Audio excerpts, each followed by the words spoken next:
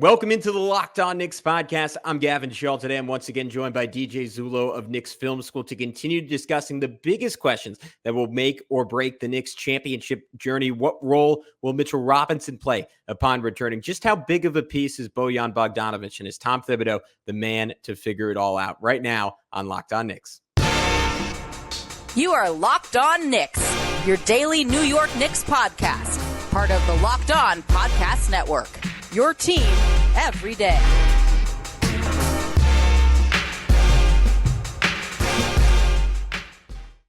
You are Locked On Knicks, your daily New York Knicks podcast. I wanted to remind you that today's episode is brought to you by FanDuel. Make every moment more right now. New customers get $150 in bonus bets with any winning $5 bet. That's $150 if your bet wins. Visit FanDuel.com/LockedOn to get started. I want to thank you for making Locked On Knicks your first listen today and every day, because we're now available on all platforms. So you want to see our smiling faces day in and day out. You can tune in on YouTube, hit that subscribe button, hit that notifications button, ensure you never miss an episode there. And then if you definitively don't want to see our smiling faces day in and day out, that's what podcasts are for, baby. Be sure to hit that auto download function to ensure you never miss an episode on that side of things. And if you want to take our relationship to the next level, please subscribe to our Subtext. All you got to do is hit that button in the episode description, and you'll be able to text with us about the New York Knicks to your heart's content.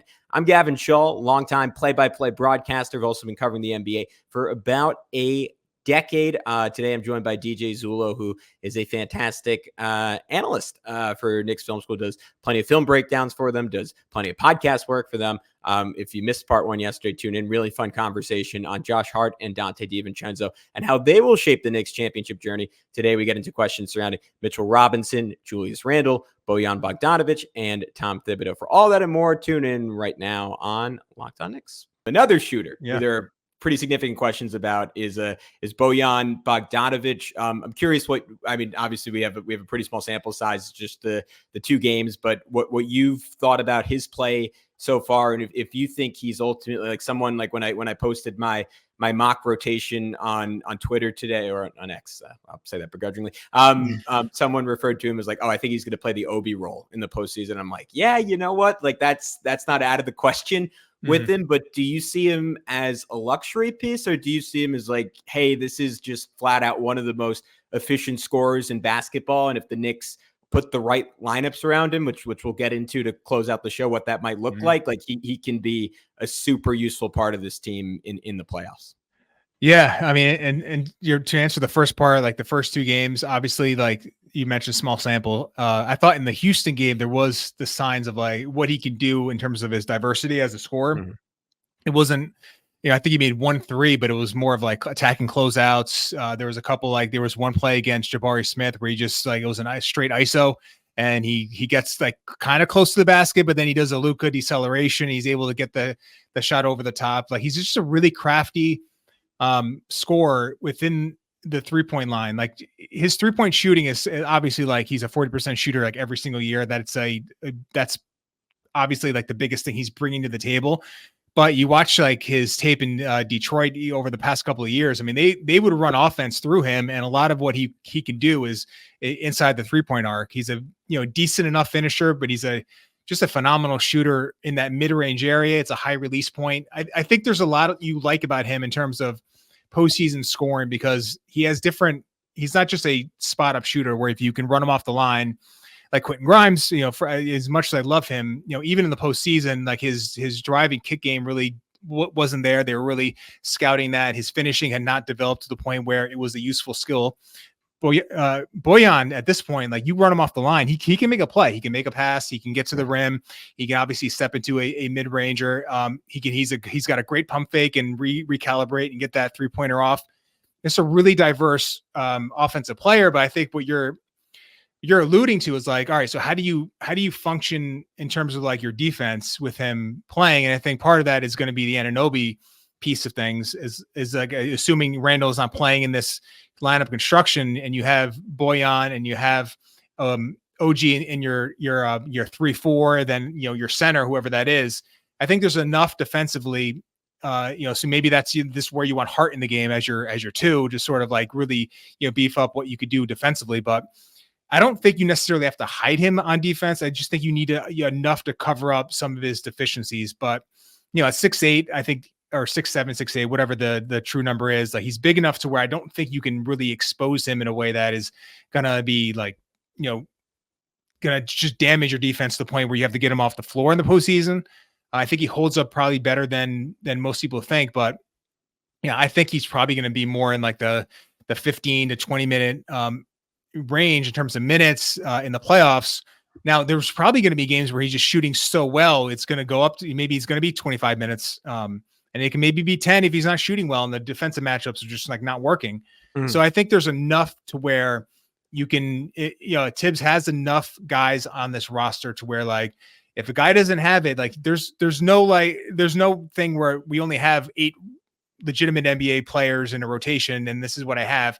He's got 10, arguably. So he's got 10 guys that you can probably play and feel pretty good about playing in a postseason game. So to me, like that speaks to the fact that you can pick and choose. And if a guy's going, like ride him a little bit, and if he doesn't have it, then and pull the plug, unless you're like Brunson or Randle, obviously. But he's a good offensive player. And I think there's going to be playoff games where he's going to, like in that Houston game where the offense there was just not a lot going on in the second half. He made 3 buckets in a row and got them right back in the game in the fourth quarter. And that's like he's a legitimate, like 20-point a game scorer on a really good efficiency. And that's a valuable piece, from a big wing type player.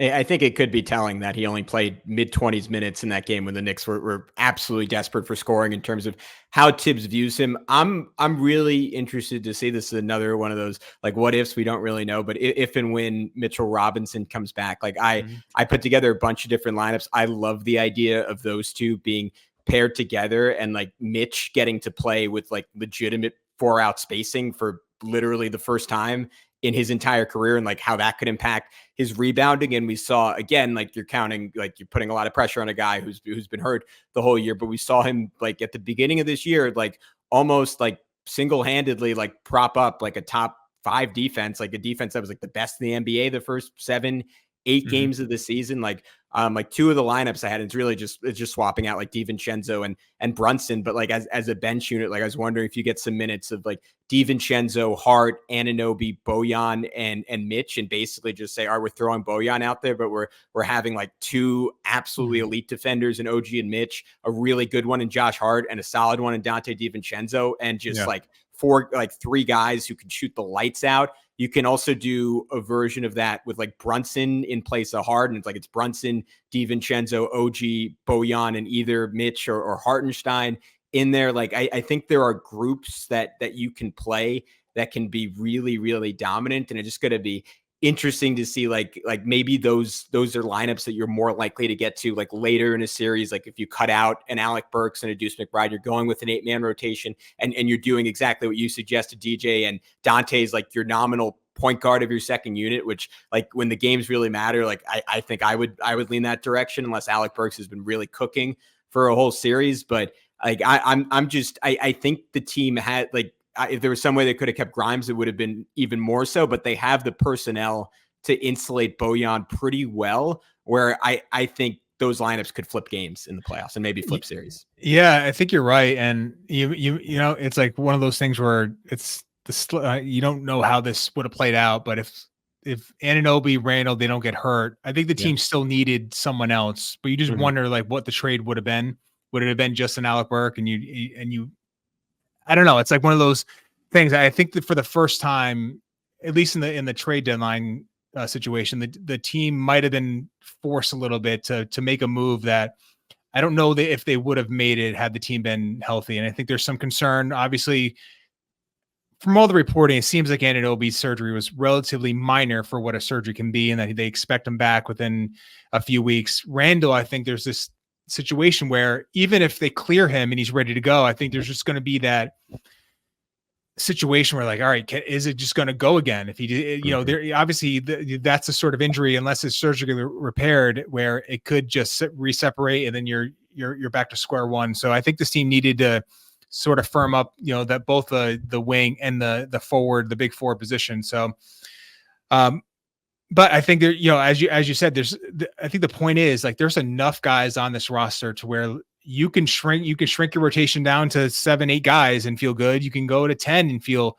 pretty good. I think with everyone healthy, I hope Mitch comes back, and I can't stop thinking about what type of shape is he going to be in. I'm worried. He a guy that has not struggled with that, but conditioning doesn't come easy to him. And there's been some times where he's come in heavier after some injuries, lower body injuries. So you wonder but can he get to 10, 15 minutes a night? I mean, if you get that and feel good about that, and Hartenstein's playing, his 32 minutes, you have a damn good rotation at your center position. You're right about him propping up a great defense earlier in the year in terms of Robinson. I think there's a lot of really good players in this team. And I think that's the thing. I'm just, as we move forward and these guys start coming back, I just want to see the fully realized version of this team for a stretch of games and really assess how good is this team. Is it are we maybe an Eastern Conference final berth good? Are we is that better? Are we, is there a chance that this team can be better than that? And so I think that's what I'm looking forward to seeing. And, hopefully over the next few weeks, we get some of these guys back and we can really see what this team has to offer. Next on Locked On Knicks, we're going to get into Julius Randle and how his ability to translate his play from the regular season to the postseason will ultimately define this team's success. But before we do that, I want to tell you about our good friends over at FanDuel and LinkedIn. Get buckets right now with your first bet on FanDuel, America's #1 sportsbook. Because right now, new customers get $150 in bonus bets with any winning $5 bet. That's $150 if your team wins. Bet all your favorite NBA players and teams with quick bets, live same-game parlays, exclusive props, and more. The bet to make right now is on our guy, Jalen Brunson, for MVP, plus 10,000. Do I think it's going to happen?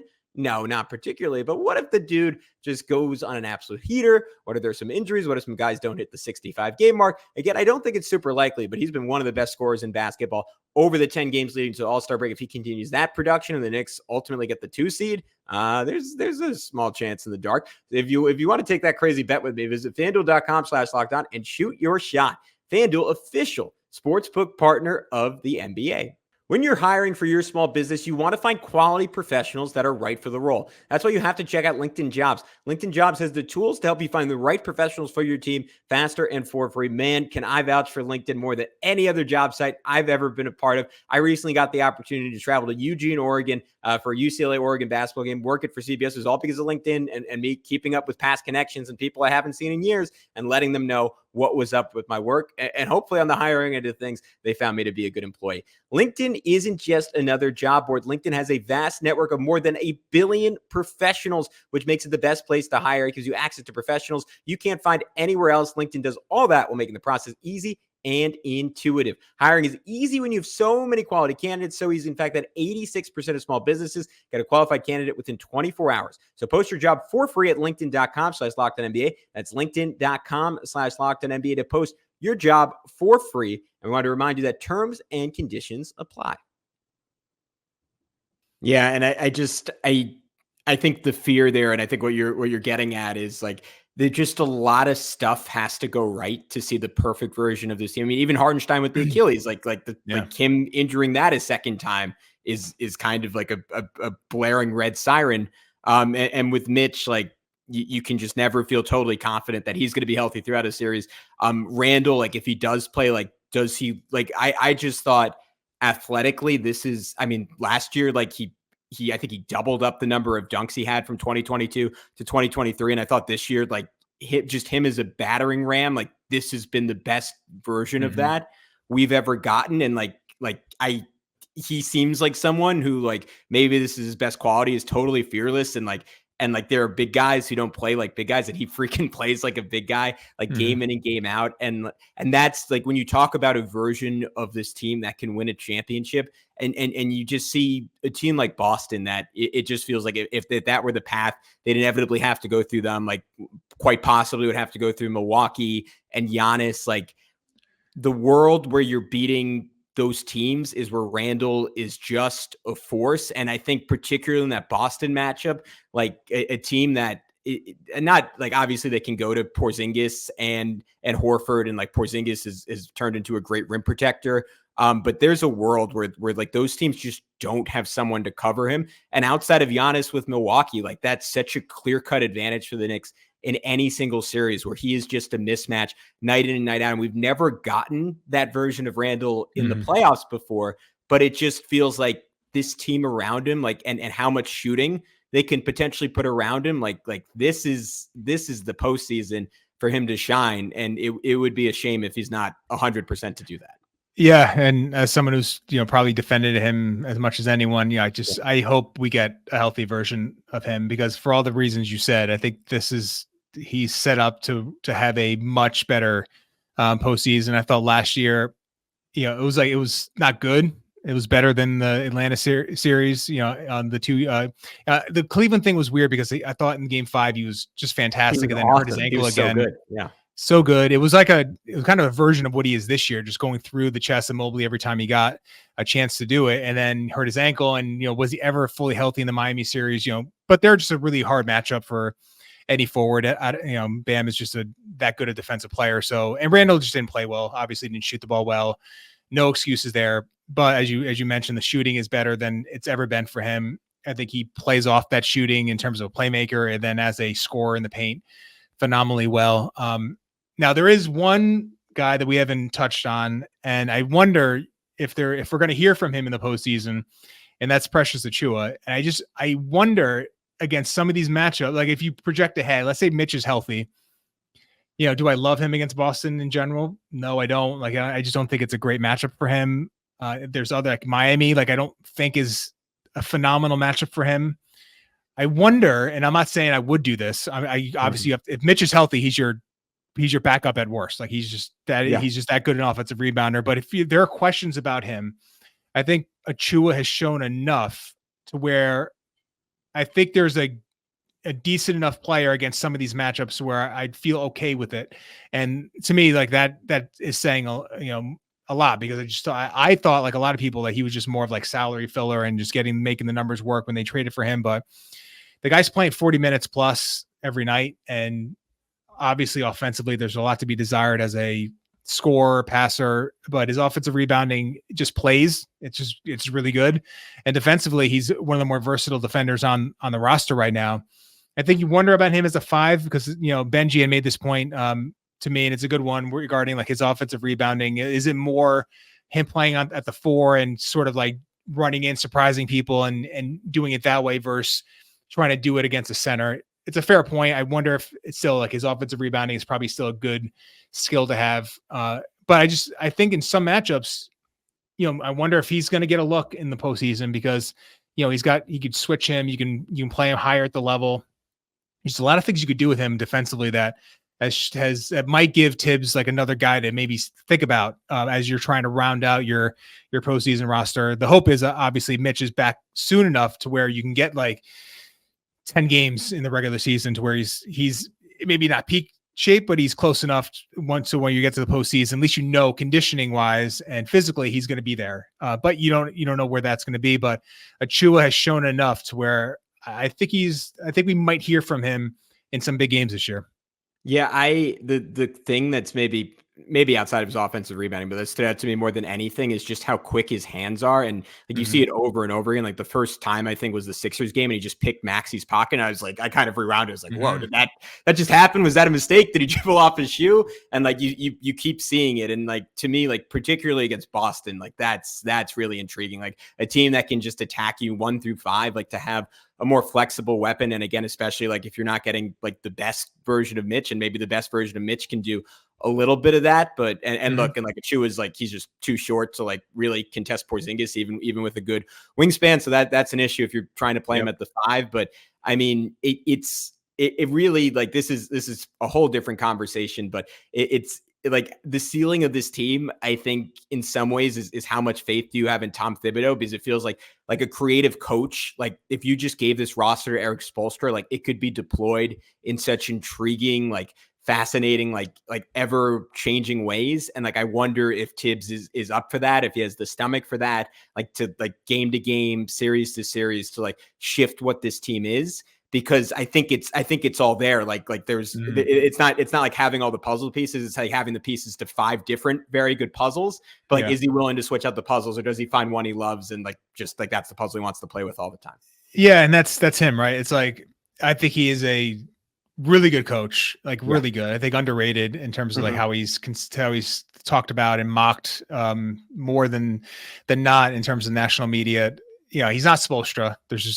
He's obviously at a different stage or level. But I think if you had to rank coaches, I think he's easily an above average head coach. Now the problem, and I think you're right about this. I think he has certain tenets that are just important to him and that he doesn't waver on. And then that speaks to more of like him just knowing, he doesn't like question marks. He doesn't like things not being set. He doesn't like going into a game and wondering if this is going to be the time he's going to go to this rotation versus, the one he played the game before. Like, I think part of like his inflexibility is the fact that he likes to know he's so well prepared, and that preparation really is, if you think about it, like conceptually, like if you're preparing and that is something you view as like an edge for you because of like how well you can do this and the preparation leading up to a game, it would behoove you to have certain things that you can count on game in to game out that you can control. And I think that probably speaks to why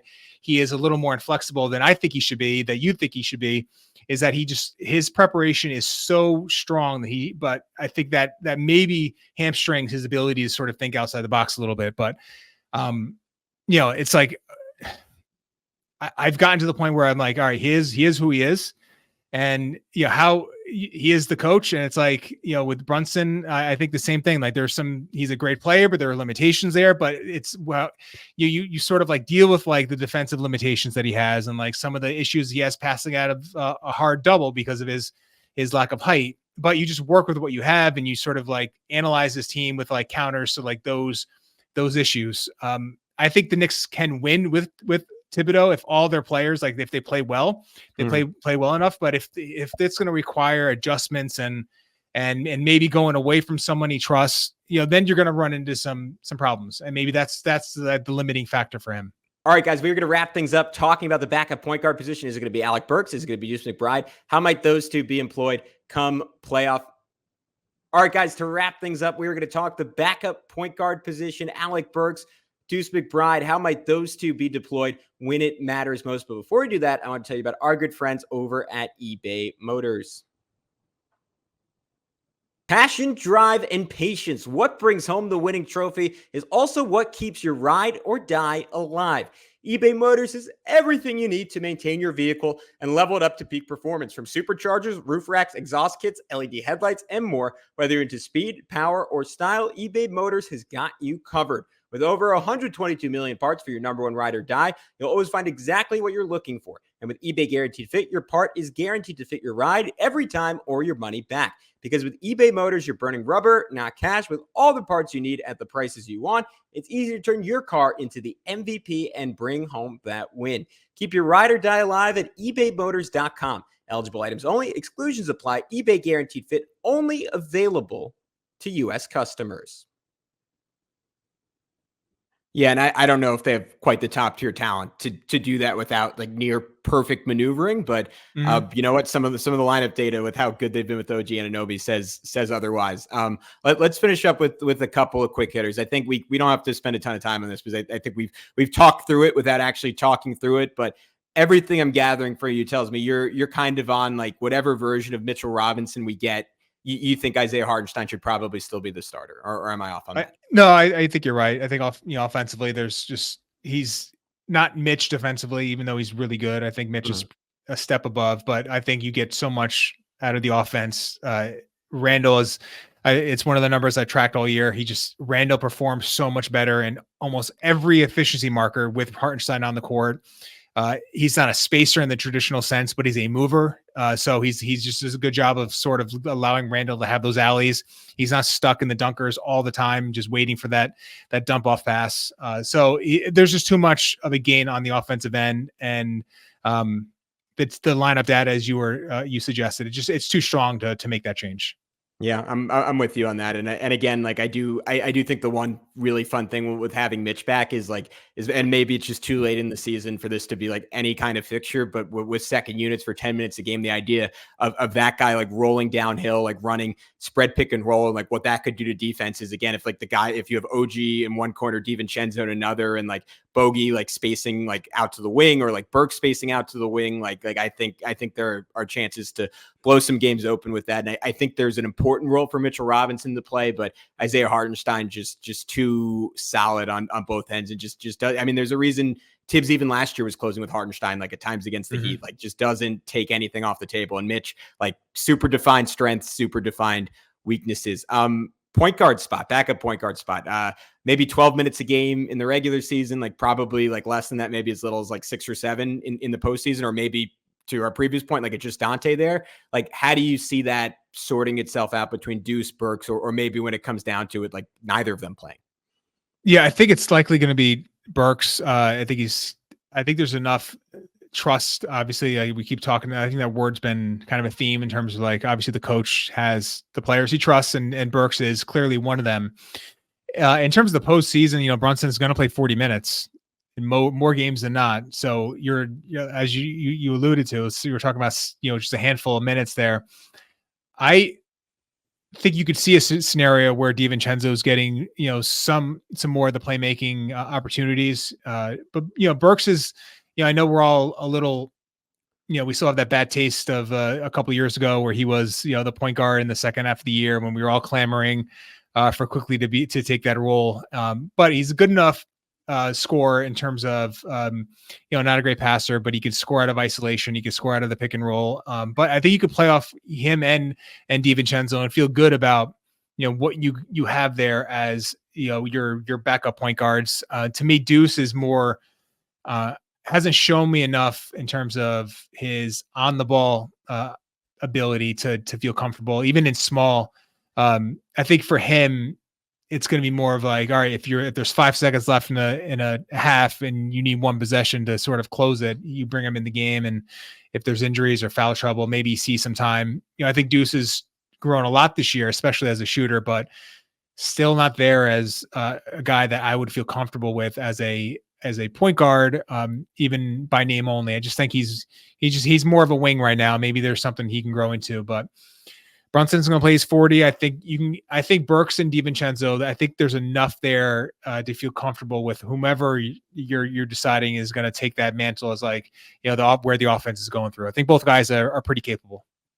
Yeah. And you've seen in high pressure moments, like end of quarters, end of halves, like it's been disastrous when Deuce has tried to initiate offense, and often you're seeing like Julius Randle get the ball with like 2-3 seconds left on the clock and be like, all right, and that's probably why he's not going to be out there with Burks. Like I just need to, like, it's funny because I don't remember him being like an exceptionally selfish player, and maybe it's rose colored glasses looking back, but just he's just been very ball hoggy so far, and I think it can work. Like if he is like he definitely has the basketball IQ to be a smart passer, and maybe just been like that. He's been cooking to such a high extent from 3 and playing on like one of the worst teams in NBA history this year. But I'm hoping like over the course of the season that reduces, and he's like a willing ball mover. It was to your point, like there could be like a really beautiful, like kind of like side to side, like 2-man game between him and Dante that kind of tortures opposing benches. All right. Let's end on this.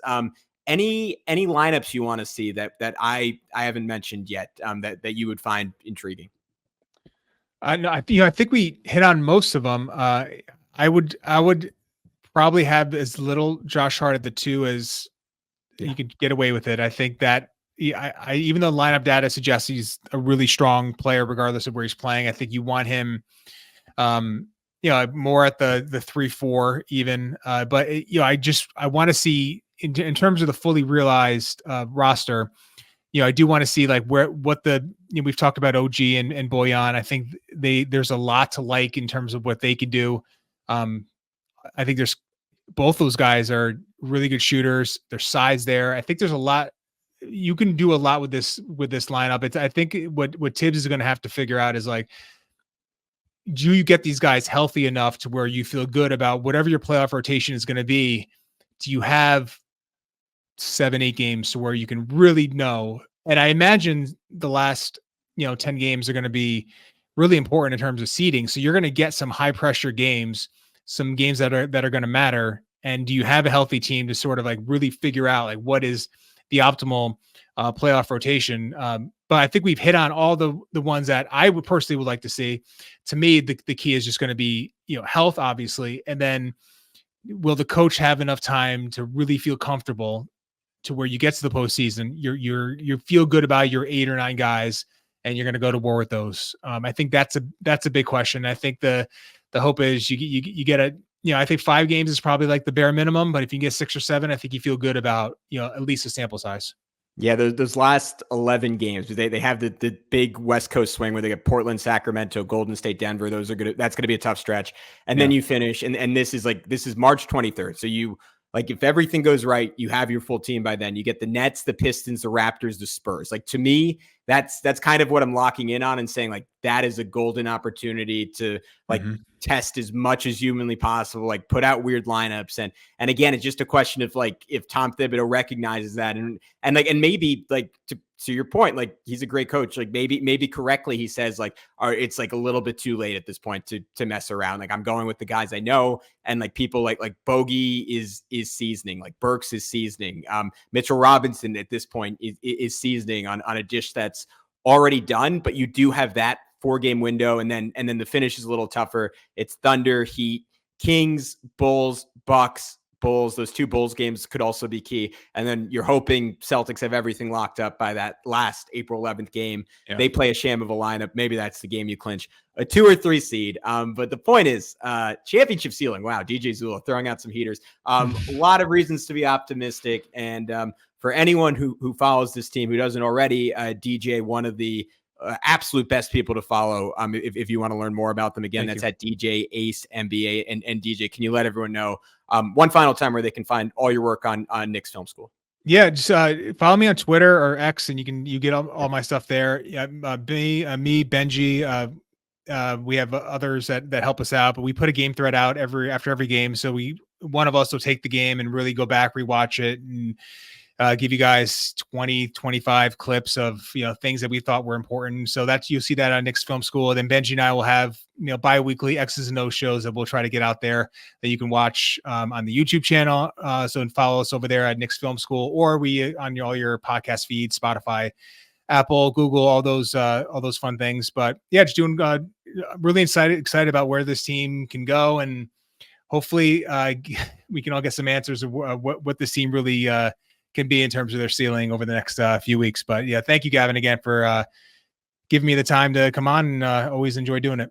Yeah, absolutely, buddy. I love listening to those off day pods. Like I'll take a long walk, cue it in, and I feel like a smarter fan, and I feel like I'm doing my job justice because I'm learning more about the team than I can learn just watching the games. But until next time, he's DJ. I'm Gavin. We'll talk to you very, very soon on Locked On Knicks.